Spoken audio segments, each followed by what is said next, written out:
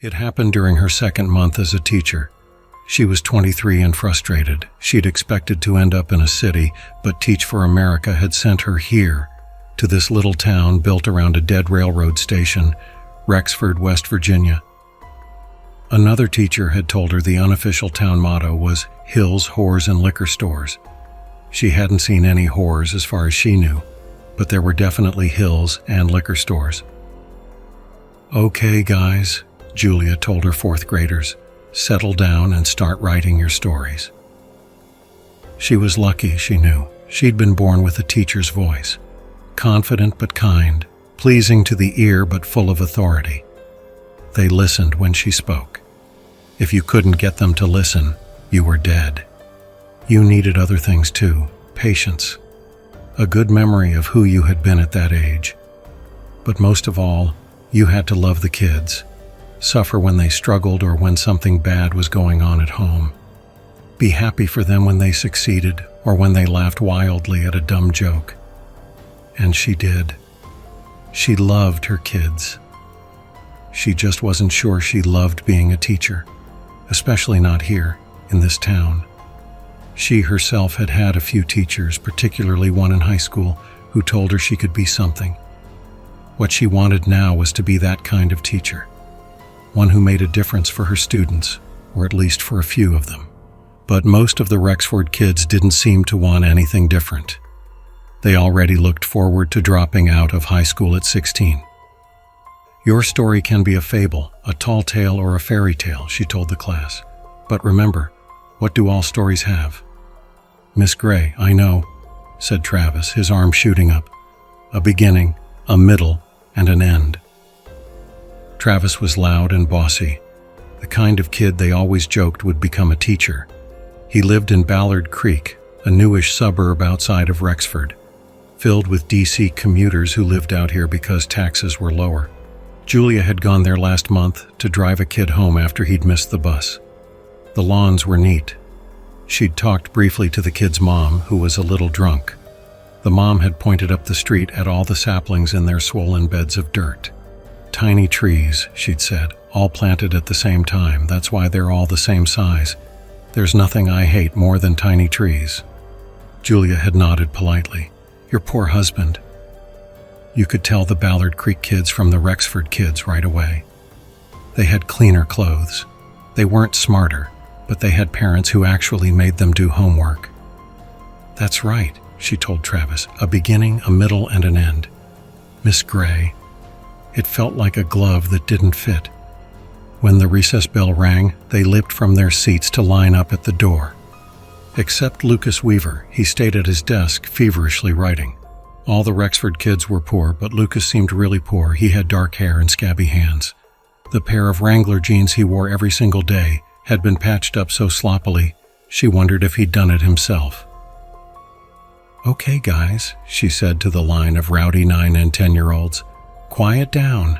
I said a line, not a circus." They got quiet and she let them go. Other teachers were already outside to watch them on the playground. She and Lucas were alone. Her desk was covered with unfinished lesson plans and papers she needed to grade, and part of her wanted to tell him to go outside so she could get her work done. But she sat beside him. "Lucas, you don't want to go to recess?" He didn't look up. "I'm writing my fairy tale." "Okay," Julia said. She saw that he wasn't just writing, he was illustrating. The illustrations were detailed and swift. She didn't want to interrupt. He was so engrossed. So she watched. His shoulders were frail, his bones bird-like and distinct. Did he have enough to eat? Did he get breakfast in the morning? She had asked around about him. He lived down in the Mudders, which was what they called a row of homes out past the train tracks. The real name was Perlmutter Road. It was the poorest part of town. In her 2 months' experience, Lucas had been the hardest to make a connection with. He had no friends. If you got close to him, he seemed to subtly withdraw, like he was scared he smelled bad. He actually did have a faint odor, but it wasn't anything revolting exactly. He smelled like damp leaves, like the outdoors, and like pets. Damp animal fur. "Do you have a dog or a cat at home?" she said. Lucas stopped writing. The question seemed to trouble him. No. Oh, she said. Did you ever ask your mom and dad if you could have one? He still didn't look at her. I just live with my dad and my little brother. I didn't know you had a brother, she said. What's his name? Todd. How old is he? Does he go here? He's homeschooled, Lucas said. She saw that he'd almost finished another illustration. It was a large animal, burly and dark. Suddenly he stood, as if embarrassed, and crumpled up the pages. What are you doing? She said. He ran to the trash can, tearing the pages up, and threw the scraps away.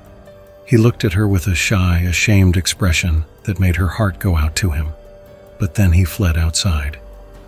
She observed through the window as he crouched at the edge of the playground, arms around knees, watching the other kids. She was in the teacher's lounge when a third-grade teacher named Brett Goucher approached her. What's that? A story one of my kids drew, Julia said. She was taping Lucas's story back together like a jigsaw puzzle. She thought Brett would go away after a moment. He was like an older version of the guys in college who seemed to think that if they just hovered long enough, you might spontaneously become their girlfriend. But instead, he sat down. What kid? Lucas Weaver. Brett made a soft, sympathetic chuckle. Kind of a lost cause, isn't he? Never had him in class, but I think he's a little out there. He's smart, Julia said. I wonder if the dad has any idea. Brett said, I was at the cleaners a few months ago, the laundromat, by Paul's Pizza. And the kid, Lucas, comes in with an armful of sheets, and he goes to a machine, puts the sheets in, puts a quarter in, and then he strips down to his underpants and puts all his clothes in too, so he's sitting there, buck naked except his Batman underpants, just watching the clothes go round and around like a dog. He gave another chuckle. He doesn't have any other clothes to wear, Julia said quietly.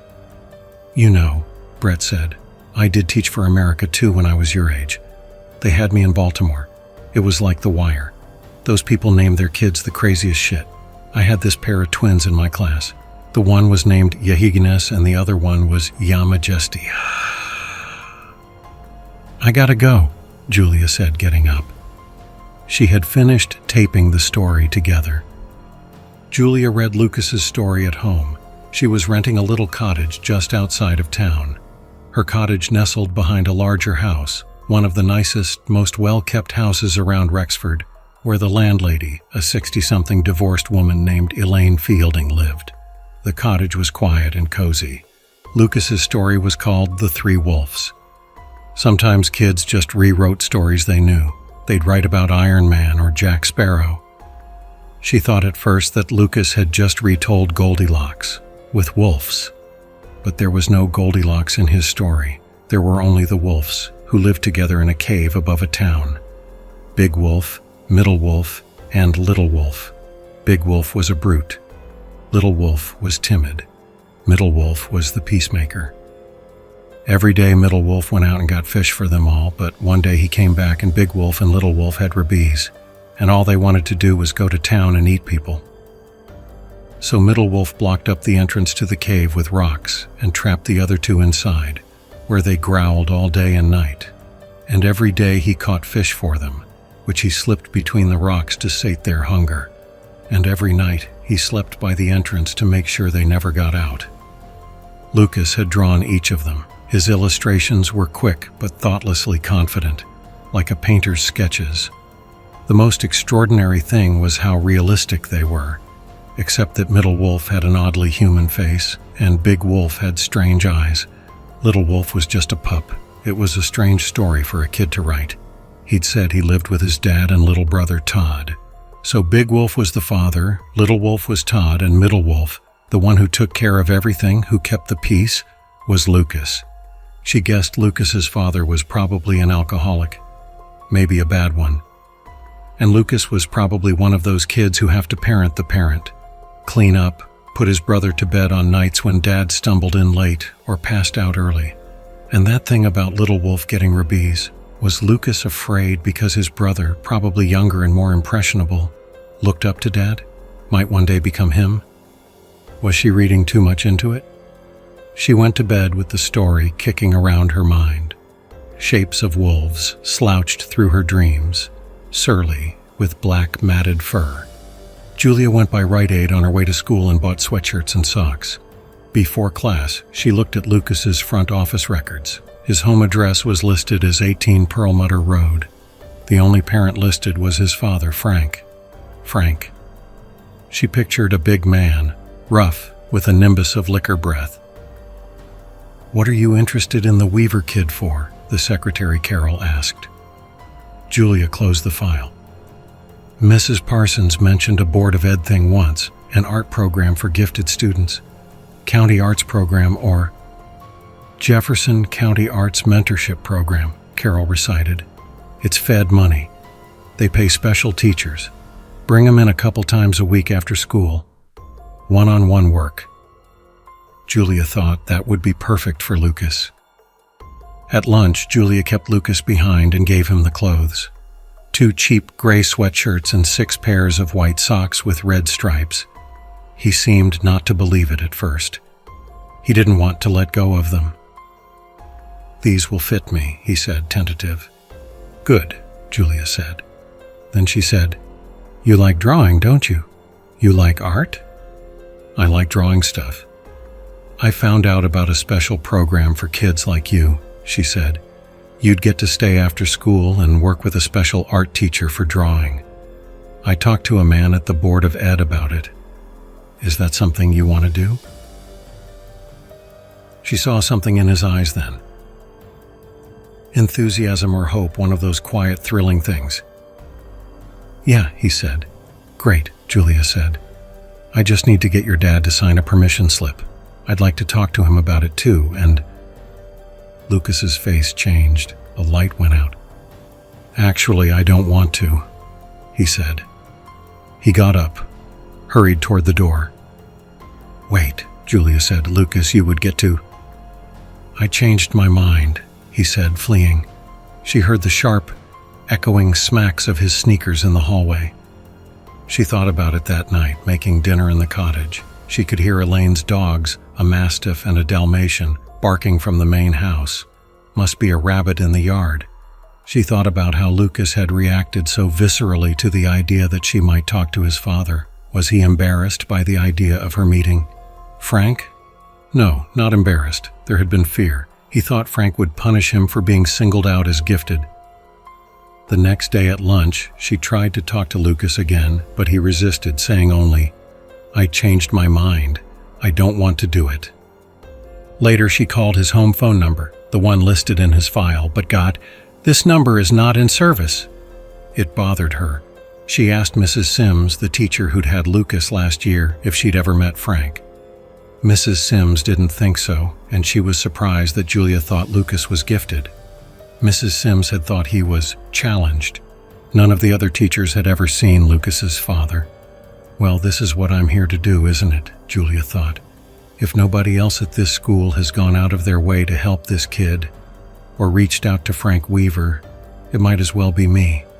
She didn't tell Lucas. Perlmutter Road was the last stop on his bus route, so he would get dropped off around 4. If she left school right away, she could get to his house by 3:40, which would give her 20 minutes to talk to Frank Weaver. It was Friday. She left right after the last bell. She drove through town, past forlorn houses and big dogs chained to posts, past Judy's laundromat and Paul's Pizza, then down a pockmarked road to the Did train station. She crossed the tracks and drove down a short road, flanked by woods. That became another road. The sagging homes that lined it made her think of toothless faces. This was Perlmutter Road, the Mutters. Lucas's house, number 18, was a 2-story gray trap. The porch was sunken. The driveway was so overgrown that there was no driveway. Julia parked on the street. The house was even worse up close. The neighboring ones, at least, showed signs of life. Toys on porches, curtains in windows, but Lucas's front yard hadn't been mowed in years, and the windows were actually boarded up. Had she made a mistake? She looked around. It was quiet. She could hear insects, birds in the woods, dogs. There were no dogs. Every other yard in Rexford, it seemed, had a dog. But not here. Not in the Mudders. She remembered how Lucas smelled, like pets, but he'd told her he didn't have any. Someone was looking at her. She didn't know how long he'd been there, a young man, a kid, on the next porch over. He had the hollow eyes of an OxyContin addict, high school age. "What are you doing over there?" he said. "I need to talk to Mr. Weaver," Julia said.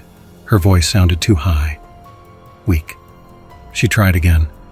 "Frank Weaver. Do you know if he's here?" He just kept staring. Maybe he wasn't such a kid. Maybe he was in his mid-20s or older. "You better get away from there," he said. "I'm from the school," she said. "I'm Lucas's teacher." "Well, I told you," he said. He went into his house. She thought about knocking on his door, asking if he knew them, but she was scared of him. She was scared of Frank Weaver, too. She was scared that at any moment she'd lose her nerve.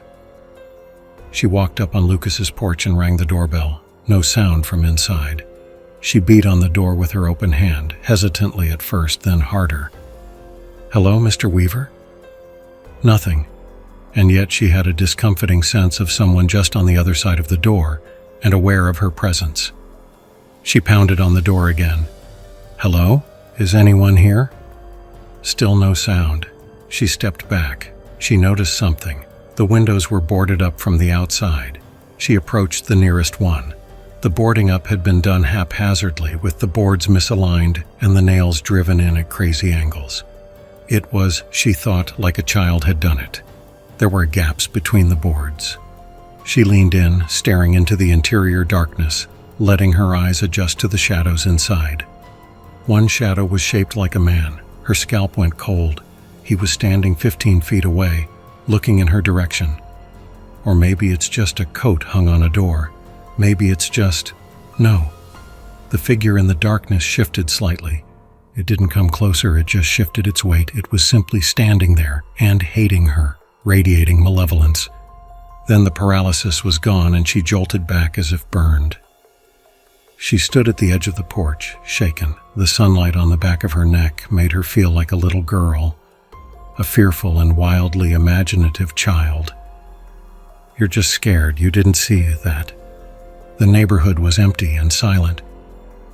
She edged back to the window and peered between the boards. The figure was gone.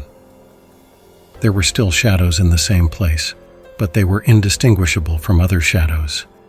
Get your shit together. She'd come here to do something, to help a kid who needed help.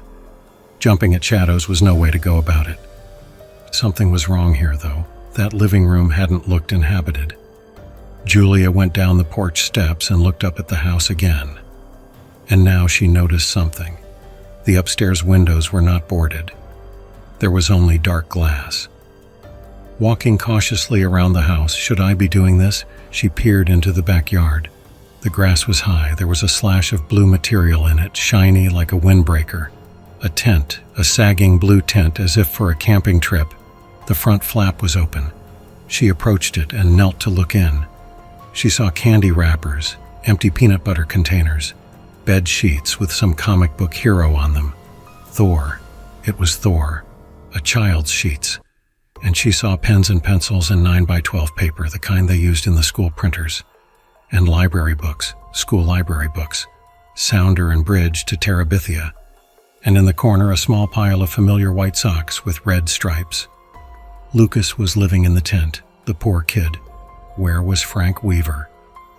Had Lucas's father abandoned him here? Gone out drinking one night and never come home? She went back around the house intending to leave, and then she heard the school bus. Instinctively she stopped, half hidden. Lucas and two older boys got off. The older boys were roughhousing as they went off down the street. She watched Lucas walk toward the house alone. He went around the other side, into the backyard. She crept back around to see him enter his tent. After a moment, he came out with the Thor sheets bundled in his arms. He carried the bundle back around the other side of the house. She watched him go up the street, his small figure getting smaller, off to the laundromat. He was on his own. She would have to talk to child services, get the county involved. Once he was gone, she walked toward her car, but a prickly feeling on the back of her neck, like a silk scarf brushing against it, made her turn and look back at the house. It was a shell, a sarcophagus. A shape moved in the upstairs window, a child's silhouette, smaller than Lucas, maybe 5 years old. Then it was gone. It had been sucking on its fingers. Todd, the little brother. She walked back to the porch. She rang the bell and called, "Todd?" No answer, but she'd seen him. He was in there. She pounded on the door. Silence. She peered through the boarded-up windows again. Darkness. Then, soft as a cat, a little figure dashed past. "Todd?" she shouted. "I'm Lucas's teacher from school. Can you let me in?" No reply. She tried the front door, locked.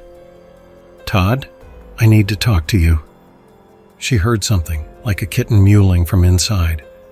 Plaintive. As it got louder, it sounded less like a kitten, more like a child. It grew into a sob, a sound of desolation and fear. "I have to get in there. I have to help that child." She banged on the door. "Can you hear me? Open the door." The crying seemed to be from deep in the house, maybe from the basement. It had a faraway, panicky, almost hysterical quality. Julia threw herself against the door. Something terrible was happening inside that house. Something had happened to that child. A kind of madness was coming over her. "I'm coming." The door didn't give. She looked around wildly and saw something sharp in the grass. A long piece of metal, rusted, something from a car. She brought it to the door, stabbed one end between the door and the jamb, and pulled. With a retching crackle, the door swung inward, the old lock ripping out of the dry, almost rotted wood. Immediately the crying stopped. She looked into the foul, stale darkness and listened. Her heart was pounding. She felt it in her throat and ears and under her left breast. The fever that had come over her, the frantic desire to get inside the house, help the child, subsided a little. Did I really hear it? Yes, she had heard it. And she'd seen the silhouette. There was a child in this house and he'd been terrified, maybe in pain. So why now the silence? She stepped inside. The air was heavy. She held the neck of her shirt over her mouth. Things had rotted in here. There were animals in the walls or something, and one had expired. Todd? Her voice died in the air. She was in a cramped front hallway. To the left was the kitchen, ancient dishes in the sink, everything coated in a grime skin. To the right, though, was the living room. The room she'd seen the little figure dash through. She entered it. The rug was gray-brown, liquor bottles in the corner, rat droppings all over the floor. A Redskins calendar sideways on the wall, yellow. On a coffee table sat a bowl of black moss that had been soup. Beside the bowl sat 3 small figurines of red clay. The figurines had disproportionately large heads. Animals of some kind, maybe goats. She called again. A symbol had been smeared on the table, long ago, in some dark substance. A 5-pointed star. The star had other markings, drawings that looked like eyes with rectangular black pupils, like goat's eyes, one at each point of the star. A feeling of dread was coming over her, like she'd miscalculated in some disastrous way. I shouldn't have come here. Then her skin tightened into bumps. She felt it again, the sense of someone close by. That presence she'd imagined. No, I didn't imagine it. Beyond the boarded-up window. Its malevolence, its pure and shining hatred. That presence was standing behind her, giving off an overpowering desire to perform acts of cruelty, to mutilate, to desecrate, to inhale the agony of others. She looked behind her. Nothing, nothing. She wanted to flee the house. But another, darker room, the room into which the small figure had dashed, waited beyond the living room. She took a step toward that doorway. It led into a dining room where the light didn't reach. She didn't enter, just looked in. 2 corpses, a man and a small child curled on the floor. They'd been dead a long time. They were dry as leaves, almost mummified, and there was something wrong with their faces. The sense of a presence behind her grew suddenly intolerable, as if it were just now leaning over her shoulder, its big chin almost resting on her collarbone, its breath on her neck. One more step, a whisper. She jolted so hard it was more like a convulsion. In a mindless panic, she ran from the house. On the lawn, she fumbled for her phone, gasping. No service. The house is doing it, she thought hysterically. Whatever's in the house, it's that strong. It's jamming the signal. She was halfway up the street before she got any bars. The sheriff's name was Drew Easton. He was a skinny, thoughtful-looking 40-ish man with deep crow's feet and a calm half-smile. On another day, she might have found him attractive. "Stay here," Easton told her. 2 more squad cars were pulling up. That was probably half of Rexford's police force. "We'll go in and see what's what." She waited numb by the police cars. She kept hearing that voice in her ear, the raspy whisper. A man's voice, rough and insistent. The sheriff went into the house with a few deputies. One came back out. His face was ashen and gleaming, and he kept rubbing his mouth. When Sheriff Easton emerged, he wasn't smiling anymore. He looked older. "Like you said," he told her. 2 bodies. State Crime Lab will tell us for sure, but I think it's Frank Weaver and his son Todd. "I don't understand it. Why didn't Lucas tell anyone?" Julia said. "Probably scared the county would take him away, probably seen it happen to other kids down here." He looked around. Some residents were outside watching the police cars. "I'll get Kenny to go by the laundromat, pick up the kid." "Okay," Julia said. "I'd like to stay here until they find him, if that's all right. Do you have any idea what happened? How they died?" Easton sighed. "If I had to guess, I'd say Frank killed his boy, maybe fed him rat poison. There's a big box in there, and then killed himself. What happened after that, I don't know. It looks like nobody's been in there for a year. Jesus. What about the crying I heard, and the person I thought I saw moving around?" "You didn't think. You saw it." Easton gave her a strange look. "There's nobody else in there. We looked all over. Only place we haven't been yet is the basement." "Why not?" she said, uneasy. "It's locked, heavy door. We're looking for a key. We'll get a locksmith to come if we can't find one." "Could someone be down there?" "If so, they're keeping quiet." He shook his head again, slowly exhaled. "What?" Julia asked. "I've been a cop for 25 years. I've seen a few people who died younger than they should. But in there, something's not right." She nodded. She knew. One more step. Easton went reluctantly back to the house. A coroner's van arrived. 2 men in white uniforms carried out the body bags. They were loading the second body bag, the little one, when footsteps came up quickly behind her, soft and crackling. She cried out as she turned. It was Lucas. He had come out of the woods up the street. He must have taken a shortcut, and the police had missed him. Clutching his bedsheets, he stared with horror as the bodies were taken away. "What are they doing?" he asked in a high, shaken voice. "We found your father and Todd," she said gently. "We know you've been on your own. It's going to be okay. We're going to—" "What are they doing?" "Lucas, how long have you been living like this by yourself?" she said. "Can you tell me that? When did it happen?" He didn't seem to hear. He took a few tentative steps, staring with what seemed like disbelief at the small black body bag being loaded into the van. "They took them out?" he said. "They're taking them away?" "Lucas," she said, "they're not going to take you away. Someone's going to—" "They can't do that." The look on his face was heartbreaking, a look of despair, of someone who has no choices left. No kid should have to feel that way. She stood in front of him to block his view. She put her hands on his shoulders and looked him in the eyes. "It's going to be okay," she told him. "I know this must have been hard. I can't imagine how hard, but I'm here for you. That's a promise. Do you understand?" His state of shock seemed to subside, and a flicker of comprehension came into his eyes. He nodded. "That's a promise," Julia said again. Very quietly, he said, "I'm scared." She hugged him. She couldn't help it. Julia spoke quietly with Easton out of Lucas's hearing. The sheriff had tried asking the kid a few gentle questions, but barely got a response. "What's going to happen to him?" Julia asked. "First thing, we need to figure out the relative situation. Maybe he goes to live with an aunt or grandma." "What if he doesn't have one?"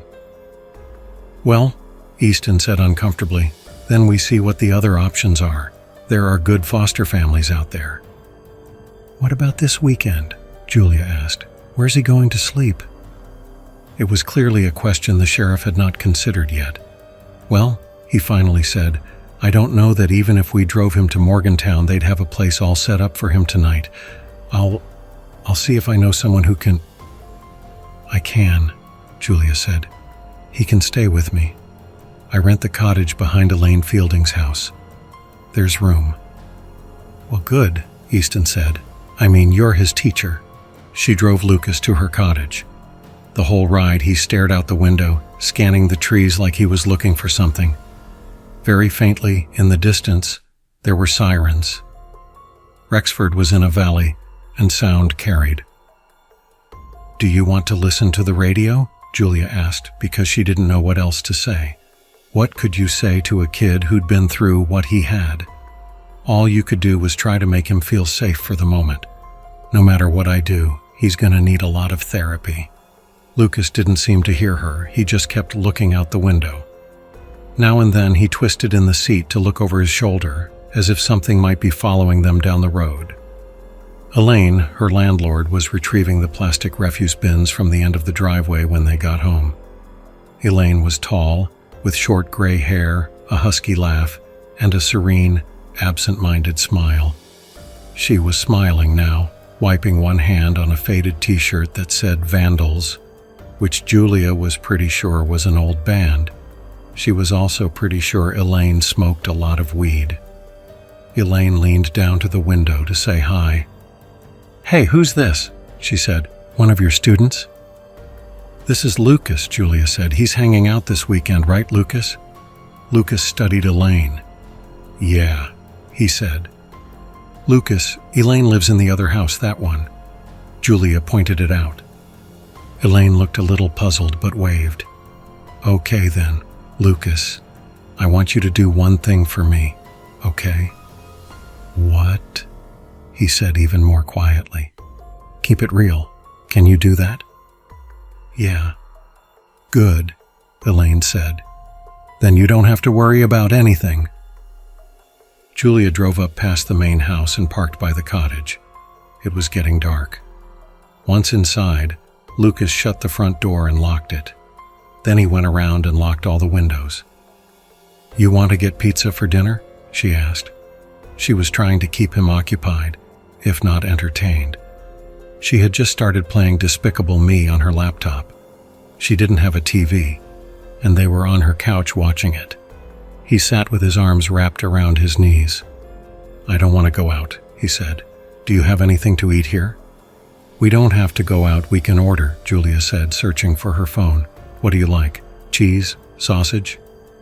She ordered 2 large pizzas from Paul's, the local place, thinking she could put leftovers in the fridge. What kid doesn't like pizza for breakfast? When she sat back down with him, she noticed again his frailness, his bird-like shoulders. Her desire to help him, to protect him, swelled up stronger than ever. Now that she knew how he had been living, she wondered if he was suffering from serious malnutrition. He should be checked out by a doctor. He should have been taken straight to a hospital. She wasn't going to make Lucas's night even worse by rushing him off to War Memorial Hospital right now, an hour away, just when the movie was getting good and they had pizza coming. But she could make sure something was arranged for tomorrow. She went into the kitchen with her phone. Sheriff Easton had given her his number. His phone rang many times before he answered. "Yeah, who's this?" He sounded almost out of breath, and there was a siren, loud in the background. She had the impression that he was driving. "It's Julia Gray. I wanted to ask you. I think Lucas should see a doctor. Get checked out. I think he's malnourished, and given how he's been living—" Yeah, of course, I'll take care of it tomorrow." "Is everything all right?" she asked. "What's going on?" "I'm headed over to Ballard Creek. It sounds like some people got hurt over there tonight. Maybe bad." His voice sounded raw, not the confident man who'd showed up in the mutters a few hours earlier. "Miss Gray, I have to go, but there's something else I ought to tell you. We got into the basement. I'm going to ask you to keep this to yourself. What we found down there was, a lot of animals. Dead ones." "What kind of animals?" she said quietly, so Lucas wouldn't hear. "Dogs mostly, dogs and cats. Some of them had collars and tags. They were, I've never seen anything quite like it. They were kind of twisted around, like with their necks and their bodies broken." "Broken?" she said. "Like somebody wrung them like towels and broke everything inside them," Easton said. "And some of them hadn't been down there that long. Some of them had only been there maybe a week or less." Julia looked back into the living room. Lucas was watching the movie. "How big were they?" she said faintly. She heard what sounded like a police radio crackling. Small cats and small dogs. He knew what she was thinking. He said, "Miss Gray, I don't know what happened to those animals in that basement, but if you don't want that kid in your house tonight, I get it. You bring him over to the station, you understand?" "I'll call you back," she said quietly. She hung up.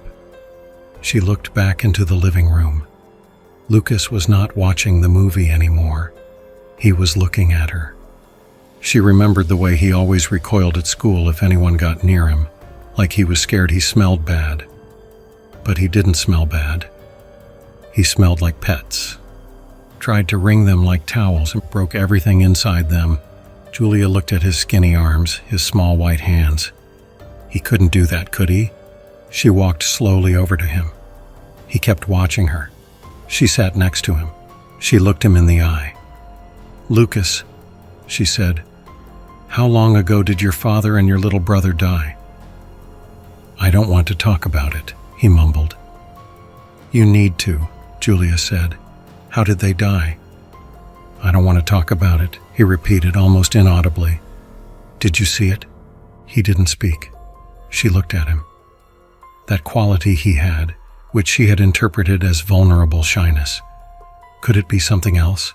Something colder, more reptilian? She remembered that movie, The Bad Seed. Or was it The Good Son? Someone, one of her relatives, had made a joke about it when she became a teacher. "Lucas," Julia said, her voice catching in her throat. "They found some animals in your basement.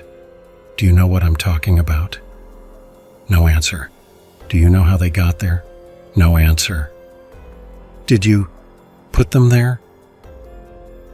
He shook his head slowly. She took his arm. It was as thin as a bone.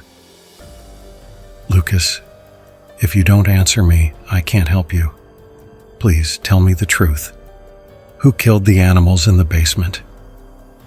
He just stared at her. Thoughtlessly, as if in a dream, she stood up and started backing away.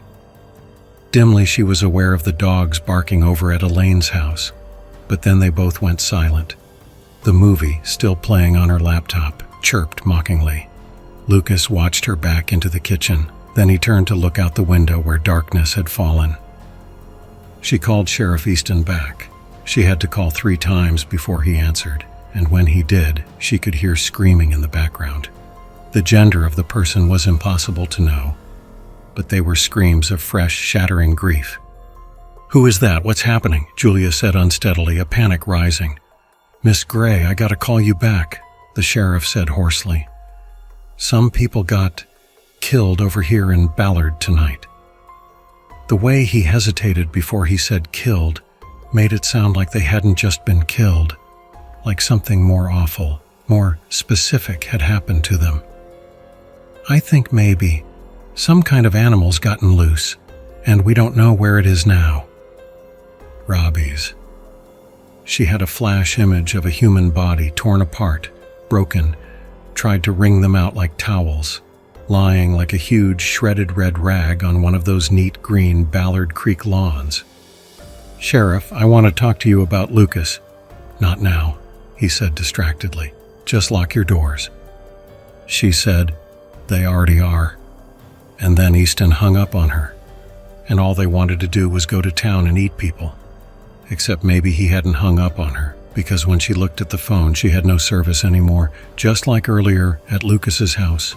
And just like earlier, she felt a chill of dread, the fine hairs all over her body standing on end.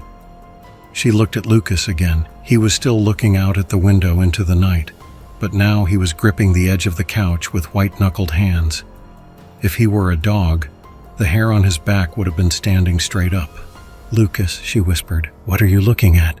Then the screams started from outside. They were coming from Elaine's house. The sound was so raw, so unfamiliar, that at first Julia didn't realize it was Elaine. She started for the door, but Lucas cried in a high voice, "No, don't go out there." It was a good thing she hesitated, because then in the window she saw movement. Something in the yard. Lucas saw it too, and backed away from the window. There was a child out there, just a small dark shape, moving strangely on the grass. She knew right away that it was the same silhouette she'd seen in the window at Lucas's house, in the shape of a small boy. But now she could see that something was growing out of its skull, something like gnarled tree branches, horns, or antlers.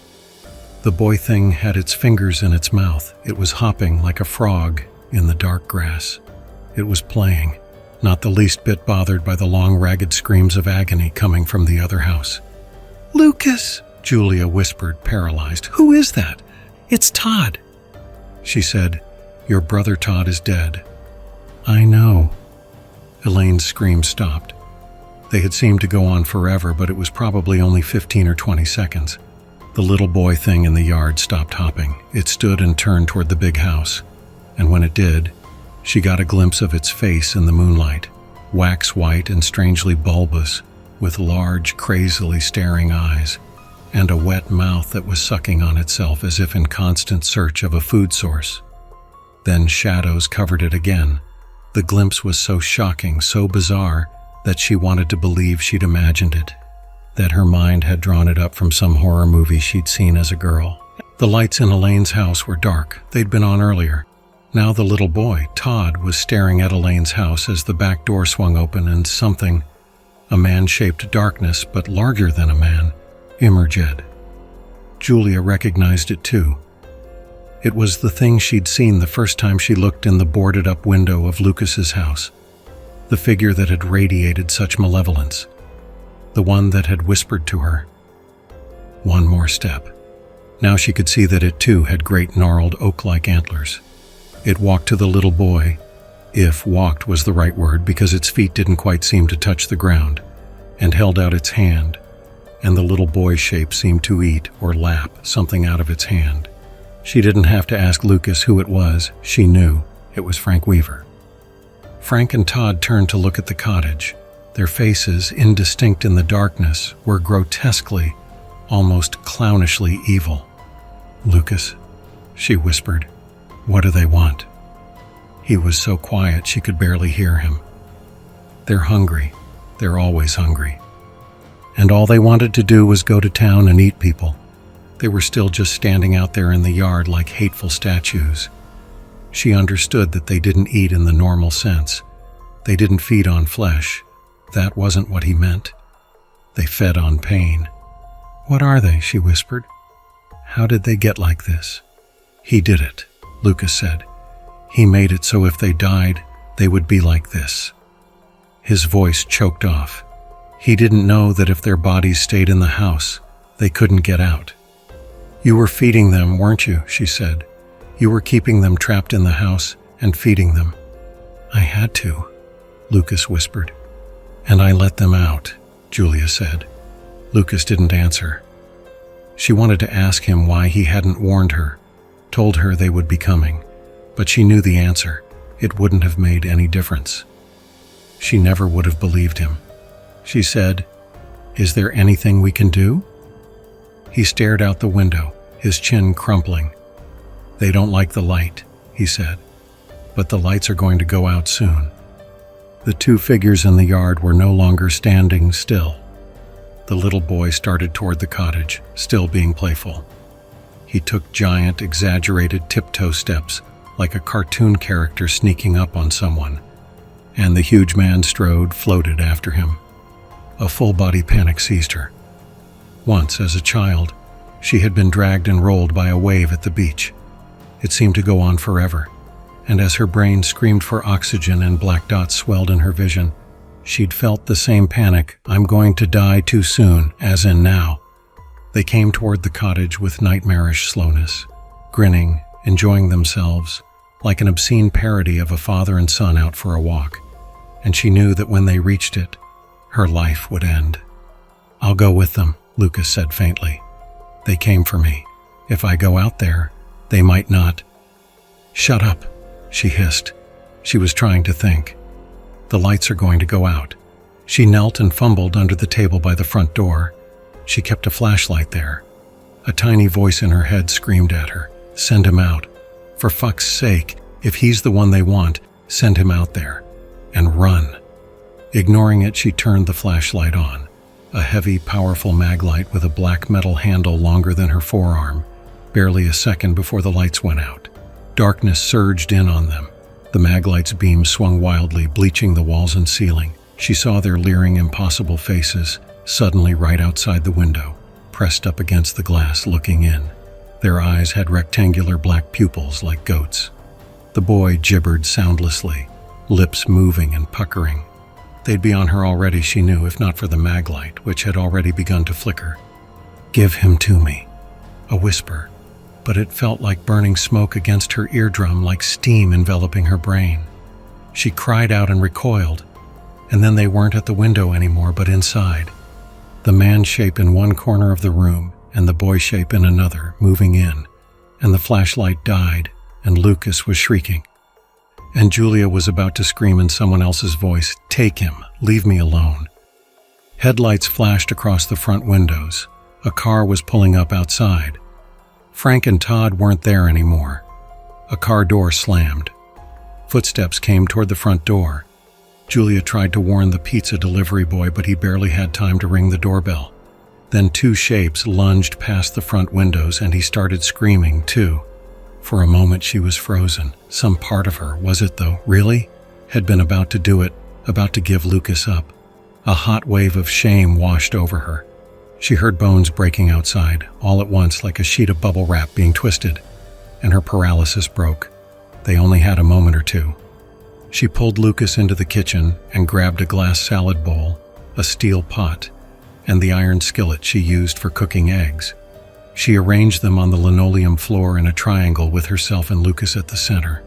She started tearing up newspaper and filling them with it. Then she grabbed some matches and lit the newspaper on fire. "Keep putting paper in," she told Lucas. "Don't let the fires die." They had only 3 newspapers, today's, yesterday's, and the one from the day before. How long would that last? The delivery boy's screams tapered off. The small fires began to rise, with Julia and Lucas huddled in their flickering light, feeding them. She saw Todd's dark shape capering in the living room, like a dog. Frank appeared in the kitchen doorway. Lucas gripped her arm. For a moment, Frank just looked at her, the fire dancing between them. The light played on his swollen face. "Give him to me," Frank whispered. A strange calm settled over her. Her brain seemed to enter that cloud again, that steam. She had to be realistic.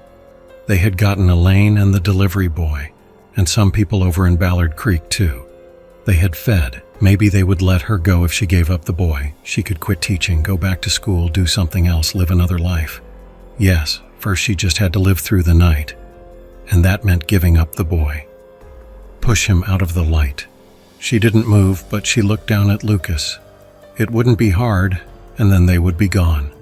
Frank's obscene face seemed to swell and distort in the firelight. "Give him to me. He's my son." She placed a hand on Lucas's shoulder, felt the frailness of his bones, the heat of his flesh. Lucas looked up at her. He was waiting for her to push him away. She looked up at Frank. She dug her fingers into Lucas's shoulder. She shook her head. Nobody noticed at first when she didn't show up for school. The town of Rexford was in shock. 6 people killed during the night, including the 2 over in Ballard Creek, and others missing. But when her co-worker, Brett Goocher, who taught 3rd grade, eventually dropped by her cottage to check on her, he didn't even go inside. The kid from Paul's Pizza was lying on the porch. Paul himself was there too, having come over to see what had happened to his missing delivery boy. After what had been done to them, they looked more like disgracefully made pizzas than people. Mr. Goocher got back in his car and fled.